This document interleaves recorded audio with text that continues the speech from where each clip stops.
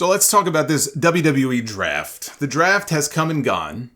Triple H, before the draft even started, weeks ago, said that the draft would shake WWE to its core. It would be groundbreaking. I'm still waiting for the ground to break. Looks pretty stable to me. As with most of their past drafts, they did not rebuild the house so much as they rearranged the furniture. The women's champions, they swapped brands. So the Raw women's title is now on SmackDown, and the SmackDown women's title is now on Raw. And I know people are calling for them to rename the belts, and that would be a fine idea, except for the fact that you still have a red belt and a blue belt. So either way, we're looking at a belt swap here.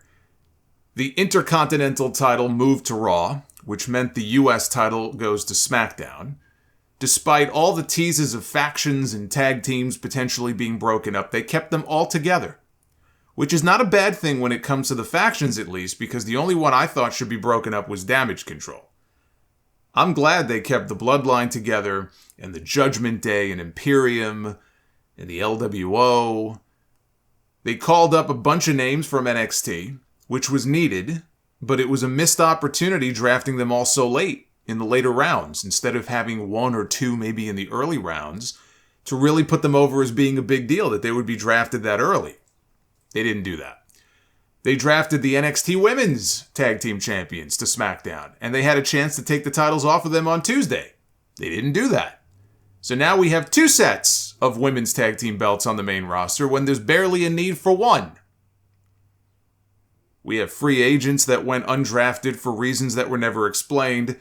They announced a tournament to crown a new brand-specific champion on Raw, but they're including members of the SmackDown roster. I'll talk more about that stupidity later. Superstars can be transferred, we were told, between brands, but they never bothered to explain why or how any of this is going to work. If there's trades, for example, who manages these trades? Because they have no brand-specific general managers. All they have is Adam Pearce. Natalya, she was drafted to Raw, but she went on a podcast days later and said, well, that doesn't mean that I can't show up on SmackDown. Maybe if she wins the women's tag team title, she can appear on both shows, but actually, that's exactly what the point of a brand split is supposed to be. If you go through the exercise of a draft, you are supposed to be exclusive to one show. So in the end, they reshuffled the deck, but they're playing the same card game they've been playing for years. Despite all the hype and the hyperbole by Triple H, this draft was no different than any other draft that they have ever done. And if anything, they played it a lot safer this year than they have in the past. So let's take a look at the new rosters. They go into effect officially tomorrow. Let's start with Monday Night Raw. We have Cody Rhodes, the top babyface on Monday Night Raw. They have drafted him away from Roman Reigns, which is why when I talk about him winning Money in the Bank, the reason I talk about that is because it is the only path now that he has to challenging Roman Reigns at SummerSlam. Otherwise, he has to win the Royal Rumble 2 years in a row and then maybe challenge Roman at WrestleMania next year and make us wait another year to get the rematch between the two of them. Now, he wins Money in the Bank. That gives him the tool to be able to challenge Roman on the other brand for the championship. Seth Rollins is on Monday Night Raw. Him and Becky Lynch both. Where one goes, you knew the other would go. Rollins automatically is the front runner for the new World Heavyweight Championship that they are debuting on Raw very soon. And Drew McIntyre was the other big name that was drafted. He goes from SmackDown to Raw. And I do have an update on Drew McIntyre. This comes per Fightful this weekend. There's been a lot of talk about Drew McIntyre's status. He has not been seen on television since WrestleMania. And then he blacked out part of his social media images, and it got a lot of people talking. Also because there has been chatter about his contract status, that he has been in the middle of negotiations, early negotiations, because his contract is not up for a little while longer, with WWE, and supposedly the two sides are far apart on money. And there are issues that have to be worked out. So the update is this. Drew's WWE deal is up in early 2024. So before WrestleMania next year, but he still has almost a year left on his deal. It's not like it's going to be up in the next few months. It's not like it's going to be up soon enough where if he left, he could be at Wembley Stadium for the AEW show. That's not going to happen. His deal is up early next year. While he operated on the possibility that it could end up being his final WrestleMania, and it's been reported in some places that he's leaning towards not staying with WWE, Fightful says that they've been told it's more accurate to say that he just doesn't know yet. He does not know what he wants to do. McIntyre has been working banged up, but he was adamant that he wanted to get through WrestleMania because he wanted to work with Sheamus. He wanted to work with Gunther. He was bound and determined to do it, and he took a beating in that match too. All three of those guys did. And they had a tremendous match.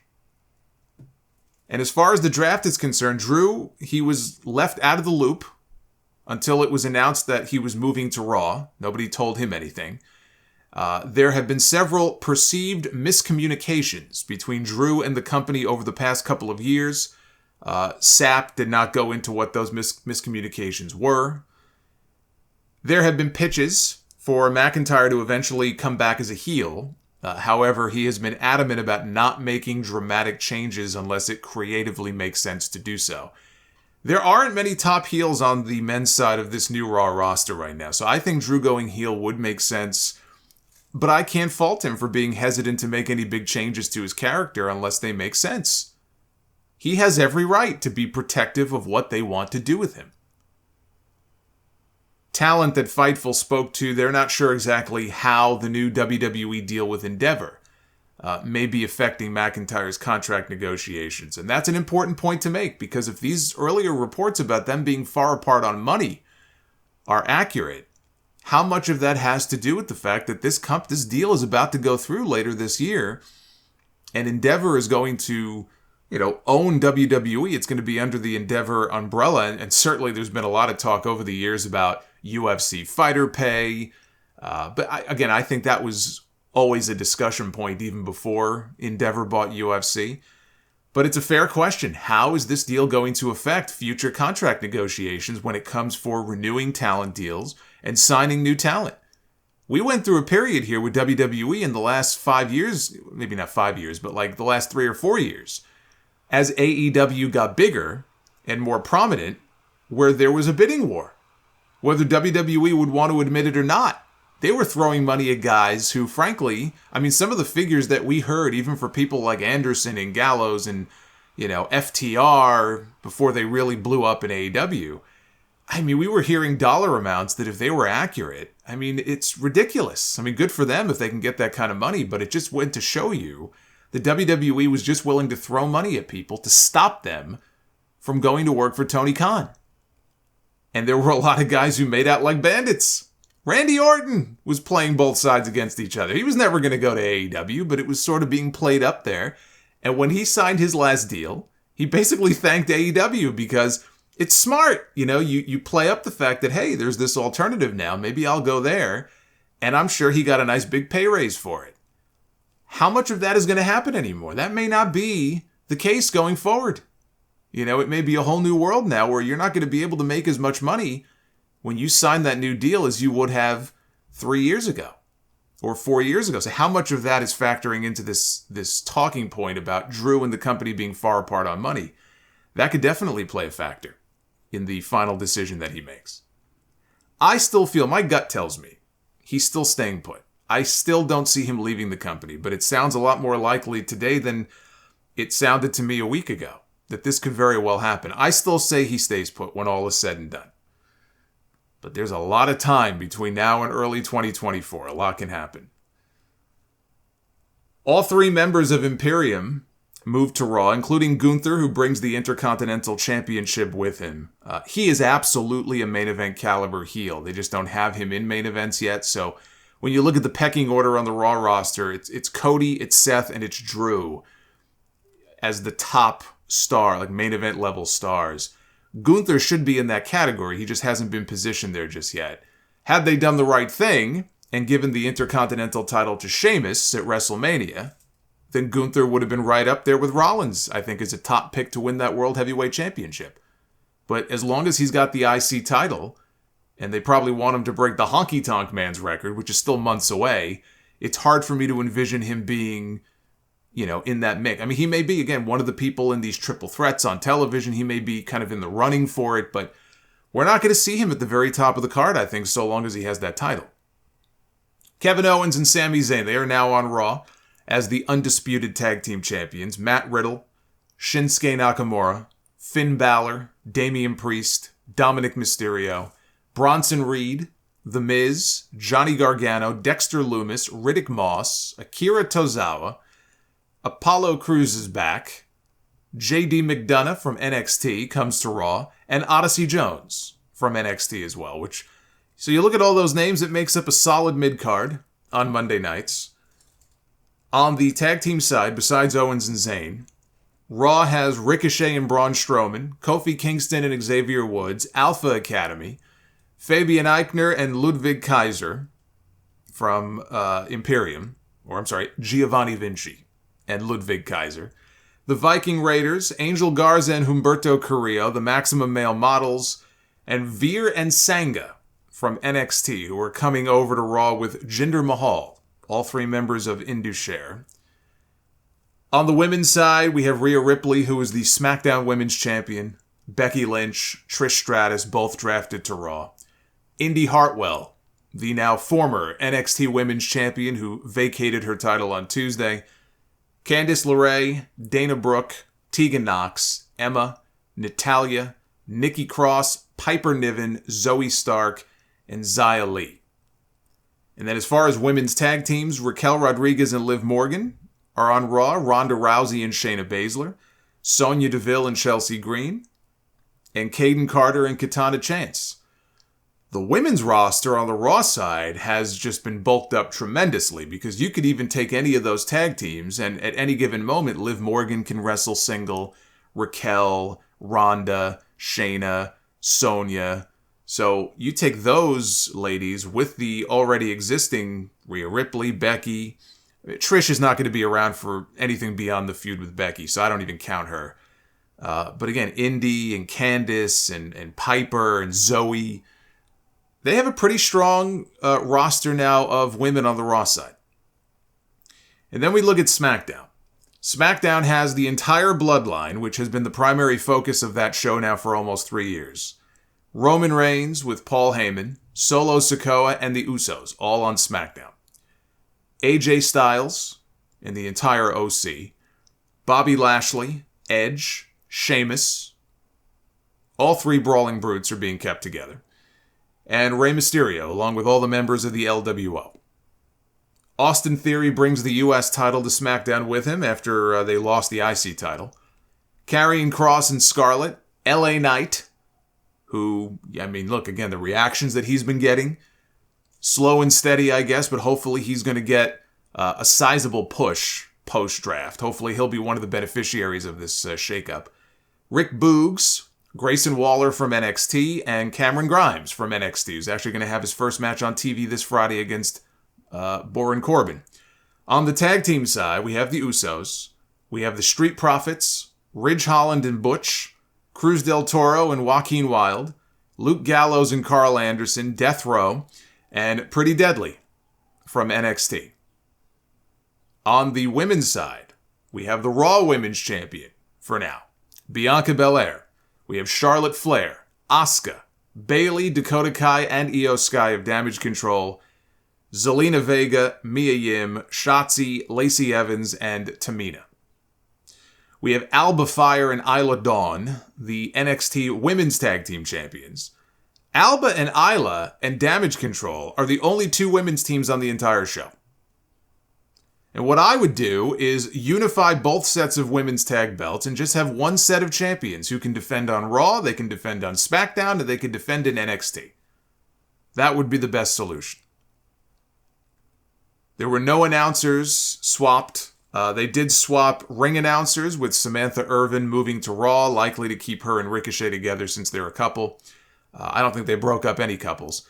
And Mike Rome is moving to SmackDown. So that means no more Samantha Irvin introductions for Roman Reigns, but it does mean that she will still be able to announce Gunther and Imperium, so that's a plus. Then we have a free agent list. And the free agent list of talent, which is talent that can pretty much go anywhere, includes Bad Bunny, who they announced this morning on the bump, is a free agent. Brock Lesnar, who is eligible to be drafted on night 2, and then they told us at the beginning of Raw on Monday that earlier today he renegotiated his deal so that he can show up anywhere he wants. Which has basically been the Brock Lesnar deal for the last 12 years, or 11 years. I don't know why that's any different now. Baron Corbin, Cedric Alexander, Shelton Benjamin, Dolph Ziggler, Mustafa Ali, Elias, Omos with MVP, Von Wagner from NXT is now a free agent, and Zion Quinn from NXT, who, he's got a cool look, but Zion Quinn don't do nothing for me. And from what I have seen of, what little I have seen of Zion Quinn, because Zion Quinn has not even been featured on the actual main NXT show. Maybe he's been on Level Up, but Zion Quinn was getting a little push there for a while last year, and then he disappeared. I don't know if he got hurt or they just pulled him because they felt like, all right, he's not ready yet to be on TV. He has not been on the main NXT show very much. And then all of a sudden, he's a free agent. Now, not drafted or even mentioned due to injury or inactivity is this list of talent. It's topped by Randy Orton. We don't know when Randy Orton is going to be back. I have every expectation that we will see Randy Orton back in the ring this year, but we don't know when. It would make sense, though, for him to spend most of his time on Raw because you have Matt Riddle on that show. You can reunite RK Bro for a little while, or you can put the two of them back together and just build to one turning on the other, right? Likely Orton turning on Riddle. But it also makes sense to have Randy Orton in the mix for that new World Heavyweight title. Logan Paul, not drafted or mentioned. He can just, go wherever he's needed. They want him to feud with somebody like Edge on SmackDown or something, then he can go to SmackDown. If they want him feuding with someone like Drew McIntyre on Raw, he can go to Raw. Bray Wyatt, not mentioned anywhere in this draft. Bray Wyatt and Alexa Bliss both, not mentioned in this draft. I would think where one goes, the other is likely to go. But I don't know what the status is as far as Bray. I mean, again, they've been very quiet and tight-lipped about it. There's been murmurs about some sort of illness, and it's not a physical injury. I don't know what the deal is. It's obviously something physical. We don't know what. We don't know how close he is to making a comeback. Big E, also not mentioned. We don't even know if Big E will ever be back in the ring. He's doing other things right now. He's doing other television shows. I saw he was just announced for something. He's keeping very busy. And I hope he's doing well and he's living a wonderful life. But I don't want to see him back in the ring unless, he gets the okay from the doctors that say, okay, you can get back in the ring without, being worried about getting paralyzed with a simple bump. So that's the update on Big E. Tommaso Ciampa was not mentioned as well. He's still recovering from his injury. I think he should absolutely be on the Monday Night Raw roster. That puts him on the same roster with Johnny Gargano, and eventually we can get a DIY reunion.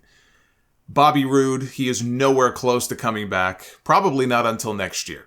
He had a spinal fusion. I think it was late last year. So again, he's not going to be back for a while. R-Truth, who tore his quad, also nowhere close to coming back. I know he had a second surgery a few months ago because there was some sort of complication or infection or something. So, and it's tough because Roode and R-Truth are in the same boat here, where R-Truth, I think, is almost 50. And Bobby Roode also is in his late 40s. So when you suffer injuries like this, you have a spinal fusion surgery or you tear a quad or an ACL or something, the older you are, you're in your mid-40s, late 40s, it's going to take longer, for you to recover. So I don't expect to see either one of them back on TV for a while. Aaliyah, still around. I think she even tweeted her frustration the other day about not being used, but no mention of her. And Carmella was not mentioned in this draft either. And Carmella announced, there's good reason for it, because Carmella announced this week that she is pregnant. And she and Corey Graves are expecting their first child together in November. This is after she suffered a miscarriage in September. And then a month after that, she had what's called an ectopic pregnancy, where there's a fertilized egg. It ends up outside the uterus and it can't survive. And it can actually be life-threatening for the woman. And that's a horrible thing to go through back-to-back like that. Just traumatic. So I'm very happy for the two of them. I hope everything goes smoothly this time. But that would explain why she disappeared so suddenly when they had just put her and Chelsea Green together as a tag team. And Sonya Deville has since taken her spot.